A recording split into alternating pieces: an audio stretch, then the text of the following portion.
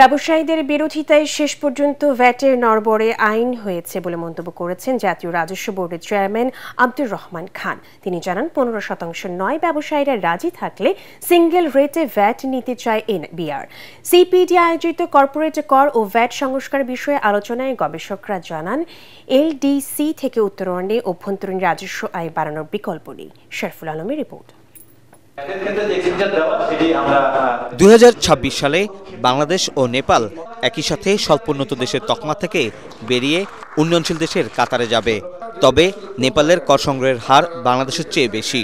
ফলে এলডিসি থেকে উত্তরণ দেশের রাজস্ব আদায় বাড়ানোর কোনো বিকল্প নেই বলে মনে করছে সিপিডি। কর্পোরেট কর ও ভ্যাট সংস্কার নিয়ে আলোচনায় গবেষকরা জানান হার যাই হোক রাজস্ব আদায় বাড়াতেই হবে। ভ্যাট ইভেশন যেটা হচ্ছে এটাকে যদি অ্যাড্রেস করা যায়, মাত্র 8% ভ্যাট ইভেশন করলেই এটাকে যদি 15 থেকে 10% নিয়ে আসা হয় তাহলে ওটা কভার করা সম্ভব।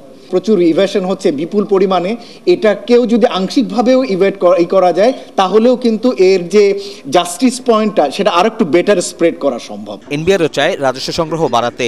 সেই লক্ষ্যে ভ্যাট হার প্রয়োজনে সিঙ্গল ডিজিটে নামিয়ে আনার ইঙ্গিত দেন এনবিআর চেয়ারম্যান। কথা বলেন ভ্যাট আইন নিয়েও। আমরা কিন্তু কোনোভাবেই 15% ভ্যাট নিতে চাই না। বিজনেস কমিউনিটি যদি একমত হয় আমরা সিঙ্গেল ভিটি রেটে চলে যাই, আমরা সম্পূর্ণ অটোমেশনে চলে যাই। প্রয়োজনে আমরা দুটো রেট করতে পারি, কিন্তু সিঙ্গেল রেট ভিটি করার কোনো বিকল্প নেই। 2012 সালে আমরা আইন ঠিক করলাম, সেই আইন বাস্তবায়ন করতে 2019 সালে 7 বছর ধরে এটা নিয়ে আমরা ঝগড়া বিবাদ করলাম। তারপরে কিন্তু সেই ল্যাংড়া খোলা আইনই হয়েছে।